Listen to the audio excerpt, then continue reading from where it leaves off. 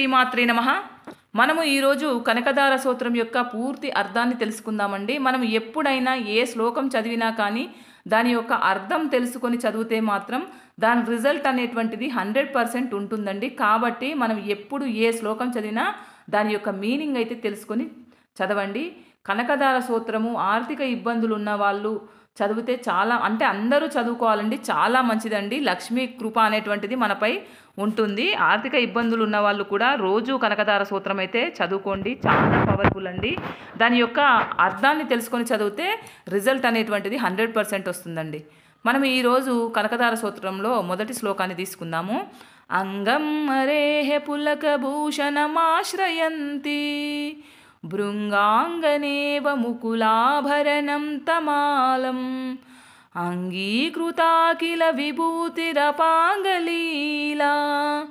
మాంగళ్యదాస్తు మమ మంగళ దేవతాయాః. అంటే దీని యొక్క అర్థం ఏంటి అంటే, నల్లగానున్న తమాల వృక్షము మొగ్గలతో శోభించున్నట్లు శ్యామవర్ణము గల విష్ణుమూర్తి శరీరము పులకింతతో శోభించుచున్నది. సకల ఐశ్వర్యములకు స్థానము మంగళమూర్తి అయిన శ్రీ లక్ష్మీదేవి కృప నాకు సమస్త సన్మాంగములను ప్రసాదించునుగాక. అంటే మనం మనకు లక్ష్మి కలగాలని ఈ లక్ష్మీదేవిని వేడుకుంటున్నట్టు అనమాట ఈ కనకదార స్తోత్రం. ఇది ఫస్ట్ శ్లోకము. రెండవది వచ్చేసి ముగ్ధాముహుర్విదధతి వదనే మురారేః ప్రేమత్రపా ప్రాణిహితాని గతాగతాని మాలాదృశోర్మధుకరీవ మహోత్పలేయా సా మే శ్రియం దిశతు సాగర సంభవాయాః. ఇది రెండవ శ్లోకం అండి. మరి దీని యొక్క మీనింగ్ ఏంటి అంటే, మురుడు అనే రాక్షసుని శత్రువైన విష్ణుమూర్తి యొక్క ముఖముపై వెల్లువెత్తిన ప్రేమను మాటిమాటికి ప్రసరింపజేయు దృష్టి గలదయ్యున్న ఓ మహాలక్ష్మి, శ్రీ మహాలక్ష్మి, కలువ పువ్వు చుట్టూ మాటిమాటికి తిరుగుచున్న ఆడతుమ్మెద వలె ఉన్నది. విష్ణుమూర్తి పైన ప్రేమ ఎప్పుడు కూడా మాటిమాటికి విష్ణుమూర్తిని చూస్తూ తన ప్రేమను వ్యక్తం చేసుకుంటూ ఏ విధంగా ఉంటుంది అనంటే, కలువ పువ్వు చుట్టూ మాటిమాటికి ఆడతుమ్మెదలు తిరుగుతాయి కదా, అట్లా విష్ణుమూర్తి పైన ప్రేమ మాటిమాటికి చూసుకుంటూ ప్రేమను కురిపిస్తూ ఉంది. సముద్ర కన్య అయిన లక్ష్మీదేవి యొక్క దృష్టి నాకు శ్రేయస్సు కలిగించుగాక. మనం చదువుతున్నాం కాబట్టి లక్ష్మీదేవి దృష్టి అనేటువంటిది నాపై శ్రేయస్సును కలిగించుగాక అని ఇది రెండవ శ్లోకం యొక్క అర్థం అండి. తర్వాత మూడవ శ్లోకము. ఆమీలితాక్షమధిగమ్య ముదా ముకుంద ఆనందకందమనిమేషమనంగతంత్రం ఆకేకరకస్థితకనీనేకపక్ష్మనేత్రం భూత్యై భవేన్మమ భుజంగశయాంగనాయః. ఇదేంటి మరి? ఎల్లప్పుడూ ఆనందం ఇచ్చుచున్న కొద్దిగా తెరచిన నేత్రములు గలవాడు, మన్మధుని వశము చేసుకొనినటువంటి రూపము గలది విష్ణుమూర్తి. మన్మధుని కూడా వశము చేసుకోగలిగినటువంటి రూపము గలది. శేషశాయి మీద పవలించిన వాడు విష్ణుమూర్తి. సగము మూసి స్థిరమైన కనుపాపలతో పద్మము వంటి కన్నులు కలిగినటువంటిదైన కళ్యాణి రూపిణి ఎవరు? లక్ష్మీదేవి. నాకు శుభాన్ని కలిగించుగాక. ఇది మూడవ శ్లోకం యొక్క అర్థం. నాలుగవది బాహ్వాంతరే మధుజితః శ్రిత కౌస్తుభేయా హారావలీవ హరినీలమయీ విభాతి కామప్రదా భగవతోపి కటాక్షమాలా కళ్యాణమవహాతు మే కమలాలయాయః. ఇది నాలుగవ శ్లోకము. మరి దీని యొక్క అర్థం ఏంటి అంటే, కౌస్తుభమనించే శోభిల్లుచున్న వక్షస్థలము గల మరియు మధు అనే రాక్షసుని జయించిన విష్ణుమూర్తి హృదయము లోపల వెలుపల కూడా ఇంద్రనీల మణిహారము వలె ప్రకాశించుచున్నది లక్ష్మీదేవి. విష్ణువు యొక్క హృదయం యొక్క లోపల వెలుపల కూడా ఇంద్రనీల మణిహారం వలె ప్రకాశించుచున్న లక్ష్మీదేవి విష్ణువు కోరికలను కూడా తీర్చును. కమలమే నివాస స్థానముగా కలిగి ఉన్నది. కమల పువ్వే తన యొక్క నివాస స్థానముగా కలిగి ఉన్నది. ఆ తల్లి యొక్క కృపాదృష్టి అంటే ఆ తల్లి యొక్క లక్ష్మీదేవి యొక్క కృపాదృష్టి నాకు శ్రేయస్సును కలిగించుగాక. ఇది నాలుగవ శ్లోకం అన్నమాట. తర్వాత ఐదవ శ్లోకము.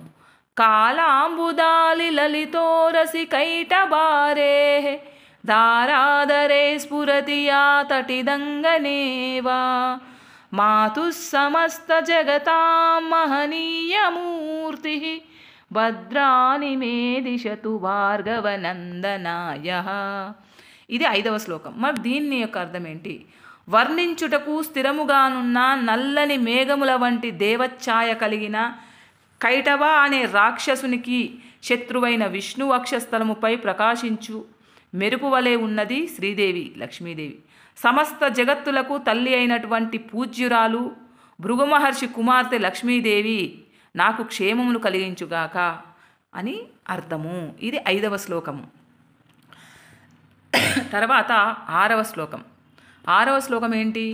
ప్రాప్తం పదం ప్రథమతః యత్కల్ప్రభావ మాంగళ్యబాజి మధుమాతిని మన్మదేన మయ్యాపతే తదిహమంతరమీక్షణార్థం మందాల సంచమకరాలయ కన్యకాయ.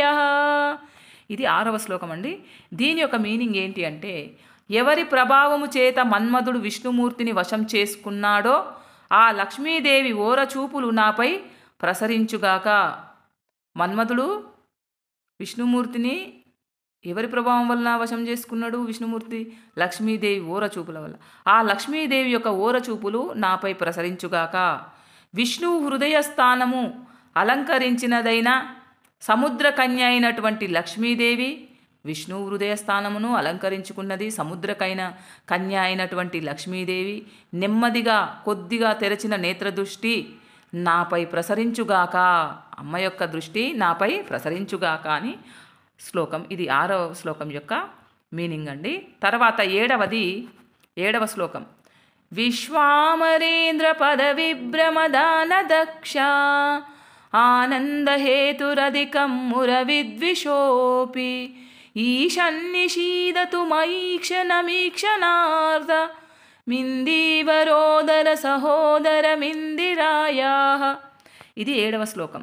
మరి దీని యొక్క అర్థం ఏంటి అంటే, దేవతలందరికీ అధిపతి అయిన ఇంద్రునికి పదవిని వైభవమును ఇచ్చుటకు సమర్థత కలిగిన మురాసురునికి శత్రువైనటువంటి ఆ విష్ణువుకే అధిక ఆనందానికి కారణమైనది ఎవరు? లక్ష్మీదేవి. బ్రహ్మ సహోదరి అయిన లక్ష్మీదేవి కొద్దిగా తెరచిన నేత్రదృష్టి కొద్ది సమయము, బ్రహ్మ కూడా సహోదరి, అట్లాంటి లక్ష్మీదేవి కొద్దిగా తెరిచినటువంటి నేత్రదృష్టితో కొద్ది సమయము నా మీద నాపై స్థిరముగా దృష్టి ఉండుగాక అని దీని యొక్క అర్థము. ఇది 7వ శ్లోకము. తర్వాత 8వ శ్లోకము. ఇష్టావిశిష్టమతయోపి యయా దయార్ద దృష్టా త్రివిష్టపదం సులభం లభంతే దృష్టి ప్రవృష్ట కమలోదర దీప్తిరిష్టాం పృష్టిం కృషిష్ట మమ పుష్కర విష్టరాయ. ఇది 8వ శ్లోకం. దీని యొక్క అర్థాన్ని తెలుసుకుందాం. ఏ తల్లి కృపాదృష్టి వల్ల ఇష్టాప్రాప్తియు విశేషమైన వివేక బుద్ధియు మానవులు పొందుచున్నారో, మరియు ఎవరి కృపాదృష్టి వల్ల నరులు సులభముగా స్వర్గమును పొందుచున్నారో, అట్టి వికసించిన కమలముల వంటి నేత్రశోభ కలిగిన పద్మములపై విరాజిల్లుచున్న లక్ష్మీదేవి కృపాదృష్టి నా మనస్సులోని కోరికలను తీర్చు విధముగా సమృద్ధిగా ధనమును ప్రసాదించుగాక అని అర్థం. మనం చదువుతున్నాం కాబట్టి మనకు సమృద్ధిగా అట్లా తల్లిని గౌరవిస్తూ అటువంటి తల్లి నా పైన నా కోరికలు తీర్చు విధముగా సమృద్ధిగా ధనమును ప్రసాదించుగాక తల్లి అని దీని యొక్క ఈ 8వ శ్లోకం యొక్క అర్థం అన్నమాట. తర్వాత 9వ శ్లోకం. ఇదేంటిదంటే 9వ శ్లోకము. దాద్యాదయానుపవనో ద్రవిణాంబుదారా అస్మిన్న కించన విహంగ శిశౌ విషన్నే దుష్కర్మగర్మమపనీయ చిరాయ దూరం నారాయణ ప్రణయిని నయనాంబువాహ. ఇది 9వ శ్లోకం అనమాట. దీని యొక్క మీనింగ్ ఏంటి అంటే, శ్రీమన్నారాయుని పత్ని అయిన లక్ష్మీదేవి వర్షాధారము వంటి మేఘములా వర్షించు నీ చూపులతో ఈ దరిద్రుడి పై విచారముగా ఉన్న పక్షి పిల్లపై దయ అనే చల్లని గాలి వీచినట్లు, పక్షి పిల్లపైన గాలి చల్లగా వీచినట్లు నీ దయతో నా దారిద్ర్యమునకు కారణములనన్నింటినీ తొలగించి నాపై ధనము అనే వానను కురిపించు అని దీని యొక్క అర్థం. నేను ఇంత దరిద్రుడిని కాబట్టి నాపై ధనము అనే వానను కురిపించు తల్లి అని దీని యొక్క అర్థము అన్నమాట. తర్వాత 10వ శ్లోకము. గిర్దేవతేతి గరుడధ్వజ సుందరీతి శాకాంబరీతి శశిశేఖర వల్లభేతి సృష్టిస్థితి ప్రళయ కేలీషు సంస్థితాయై తస్యై నమస్త్రిభువనైక గురోస్తరుణ్యై. ఇది 10వ శ్లోకం. మరి దీని యొక్క అర్థం ఏంటి అంటే, బ్రహ్మదేవుని పత్ని అయిన సరస్వతిగా, గరుడధ్వజుడైన విష్ణుమూర్తికి భార్య అయిన లక్ష్మిగా, మరియు చంద్రశేఖరుని అర్ధాంగి అయిన శాకాంబరీ దేవిగా, సృష్టిస్థితి లయములుగా గావించుచు ముల్లోకములకు గురువైన విష్ణుదేవుని యొక్క పత్ని అయిన లక్ష్మీదేవికి నా నమస్కారములు అని దీని యొక్క అర్థము. ఇది 10వ శ్లోకము. నెక్స్ట్ 11ది. శుత్యై నమోస్తు శుభకర్మ ఫలప్రసూత్యై శ్రుత్యై నమోస్తు శుభకర్మ ఫలప్రసూత్యై రత్యై నమోస్తు రమణీయ గుణార్ణవాయై శక్యై నమోస్తు శతపత్ర నికేతనాయై పుష్ట్యై నమోస్తు పురుషోత్తమ వల్లభాయై. ఇది 11వ శ్లోకం. వేదరూపిణి అయి శుభకర్మలతో కూడిన దేవికి నమస్కారము. రత్నములకు స్థానమైన సాగరము వలె రమణీయ గుణములు కలిగిన రతిరూపినికి నమస్కారములు. 100 పద్మములు కలిగిన కమలములచే నివాస స్థానముగా చేసుకున్న శక్తి రూపినికి నమస్కారములు. పురుషోత్తముడైన విష్ణువుకు స్ఫూర్తిని కలిగించు లక్ష్మీదేవికి నమస్కారములు అని దీని యొక్క అర్థము. ఇది 11వది. నెక్స్ట్ 12వది. నమోస్తు నాళీక నిభాననాయై నమోస్తు దుగ్ధోదధి జన్మభూమ్యై నమోస్తు సోమామృత సోదరాయై నమోస్తు నారాయణ వల్లభాయై. ఇది 12వది. దీని యొక్క అర్థం ఏంటి అంటే, కమల పుష్పమునకు సమానమైన ప్రకాశవంతమైన ముఖము కలిగిన లక్ష్మికి నమస్కారములు. పాల సముద్రమే జన్మభూమిగా గల తల్లికి నమస్కారములు. చంద్రునికి అమృతమునకు సోదరిగా జన్మించిన తల్లికి నమస్కారములు. నారాయణుని ప్రియపత్ని లఘు లక్ష్మీదేవికి నమస్కారములు అని అర్థం అన్నమాట. నెక్స్ట్ 13వ శ్లోకము. నమోస్తు హేమాంబుజ పీఠికాయై నమోస్తు భూమండల నాయికాయై నమోస్తు దేవాదిదయాపరాయై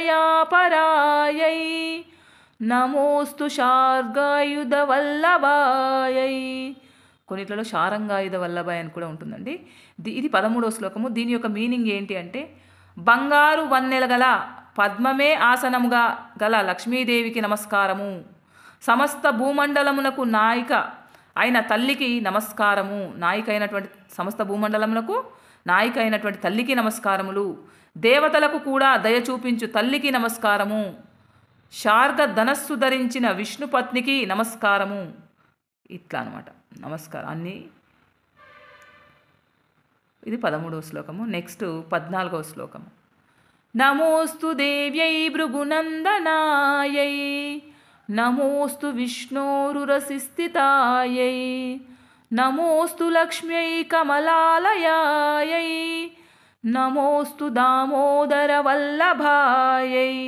ఇది 14వ శ్లోకం. దీని యొక్క అర్థం ఏంటి?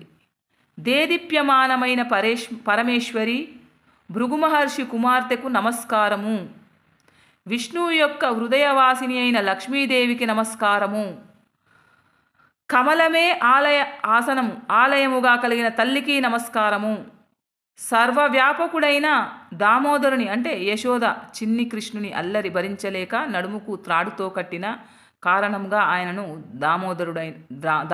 దామోదరుడైనాడనమాట.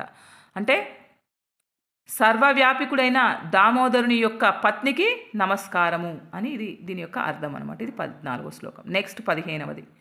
నమోస్తు కాంత్యై కమలేక్షణాయై నమోస్తు భూత్యై భువన ప్రసూత్యై నమోస్తు దేవాదిభిరార్చితాయై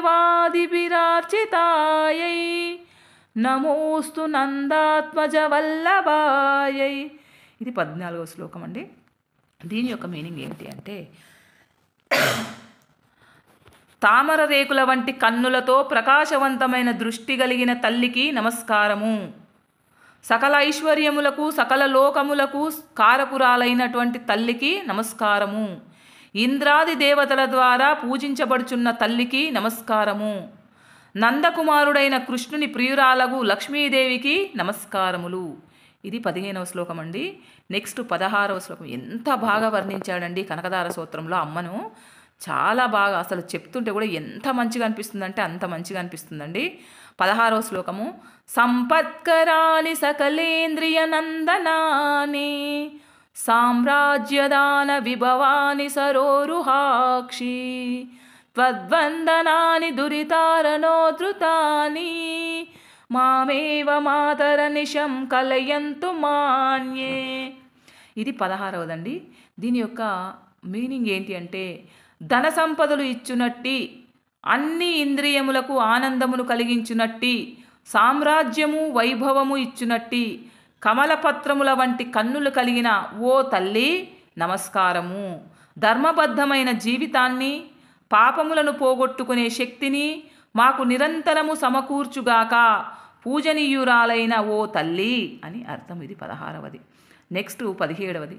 యత్కటాక్ష సముపాసనా విధి సేవకస్య సకలార్థ సంపదః సంతనోతి వచనాంగమానసైః త్వాం మురారి హృదయేశ్వరీం భజే. ఇది 17వది. దీని యొక్క మీనింగ్ ఏంటి అంటే, అమ్మా మహాలక్ష్మి, నీ దయ కొరకు మనస వాచ కర్మనాలతో ఎవరు ఉపాసించుచున్నారో సేవిస్తున్నారో అట్టి వారికి అష్టైశ్వర్యములు ఇవ్వు. మహావిష్ణువు హృదయేశ్వరివైన నిన్ను భక్తితో పూజిస్తున్నాను అని దీని యొక్క అర్థం. తర్వాత 18. సరసిజ నిలయే సరోజహస్తే ధవలతమాంకుశ గంధమాల్య శోభే భగవతీ హరివల్లభే మనోజ్ఞే త్రిభువన భూతికరీ ప్రసీద మహ్యాం. దీని యొక్క మీనింగ్ ఏంటి అంటే, కమలవాసినియు కమలహస్తయు మిక్కిలి తెల్లనైన వస్త్రములు ధరించి గంధము పూలతోనూ పూల దండలతోనూ శోభించుచూ ఉన్న శ్రీ మహాలక్ష్మి, 3 లోకములకు ఐశ్వర్యమును ప్రసాదించు మనోహర రూపి అయిన మాత మహాలక్ష్మి నా మీద ప్రసన్నురాలవుదుగాక, నాపైన దయచూపుదుగాక అని దీని యొక్క అర్థము అన్నమాట. తర్వాత 19. దిగ్ధస్తిభిః కనక కుంభముఖావసృష్ట స్వర్వాహిని విమలచారు జలాప్లుతాంగీం ప్రాతర్నమామి జగతాం జననీమశేష లోకాదినాద గృహిణీం మామృతాబ్ధిపుత్రీం. దీని యొక్క అర్థం ఏంటి అంటే, అమ్మ మహాలక్ష్మి గొప్ప ఏనుగులు, పవిత్రము నిర్మలమైన ఆకాశగంగను, బంగారు కలశములతో నిత్యము జగన్మాత అయిన నిన్ను అభిషేకించుచున్నవి. ఇవన్నీ కలిసి అమ్మను అభిషేకించుచున్నవి. క్షీర సముద్ర రాజ తనయకు లోకములకు అధిపతి అయిన విష్ణువు గృహిణిగా విరాజిల్లుచున్న లక్ష్మీదేవికి ప్రాతకాలమున నమస్కరించుచున్నాను అని అర్థం అన్నమాట. తర్వాత నెక్స్ట్. కమలే కమలాక్ష వల్లభే త్వం కరుణాపూరతరంగితైరపాంగైః అవలోకాయ మామకించనానాం ప్రథమం పాత్రమకృత్రిమం దయాయాః. అంటే దీని యొక్క అర్థం ఏంటి? పద్మపత్రముల వంటి కన్నులు గల విష్ణువు యొక్క అర్ధాంగి నన్ను పరిపూర్ణ కరుణతో కూడి కొద్దిగా తెరచిన నేత్రదృష్టితో చూచుగాక. దరిద్రులలో ప్రథమ స్థానంలో ఉన్నాను. అందుచేత నీ కృపకు అందరికంటే ముందు నేనే పాత్రుడనగుదును. నా మాటలలో నటన లేదు. అట్టి దయకు పాత్రుడైన నా యందు దయచూపు తల్లి, దయచూపుదువుగాక అని అర్థము. తర్వాత స్తువంతి ఏ స్తుతిభిరాముభిస్వహాం త్రయీమయీం త్రిభువనమాతరం రమాం గుణాదీక గురుతర భాగ్యభాజినో భవంతి తే భువి బుధ భవితాశయః.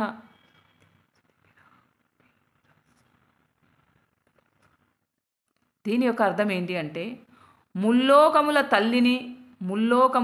తల్లిని సర్వ వేద స్వరూపినివి, విష్ణువును రంజింపజేయు లక్ష్మిని ఎవరు పై చెప్పిన శ్లోకంలో ప్రతిదినము స్తుతించుచున్నారో వారు సద్గుణ సంపన్నులై, ఎవ్వరు కూడా ప్రతినిత్యము ఈ కనకదార శ్లోకాన్ని చదువుతారో వారు సద్గుణ సంపన్నులై, ఇతరుల కంటే అధికులై, భూమిలో విద్వాంసుల చేత గౌరవింపబడుచు మిక్కిలి సౌభాగ్య భాగ్యములతో విలసిల్లగలరు అని దీని యొక్క అర్థము. ఓకేనా, ఇది అనమాట. నెక్స్ట్ ఫలశ్రుతి చూసుకుందాం. సువర్ణదార సూత్రం యచ్చంకరాచార్య నిర్మితం త్రిసంధ్యం యః పటే నిత్యం స కుబేర సమో భవేత్. దీని యొక్క అర్థమైంది మరి మీ అందరికీ తెలుసు.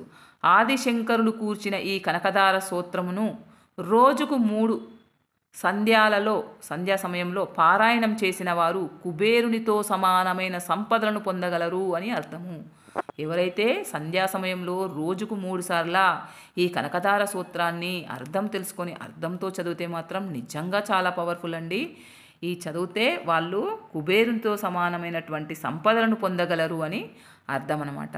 ఓకే ఫ్రెండ్స్, ఇది కనకదార సూత్రం. నేనైతే కొంచెమైనా ఈ స్తోత్రం యొక్క అర్థాన్ని వివరించినా మీకు అర్థమైంది అనుకుంటున్నాను ఫ్రెండ్స్.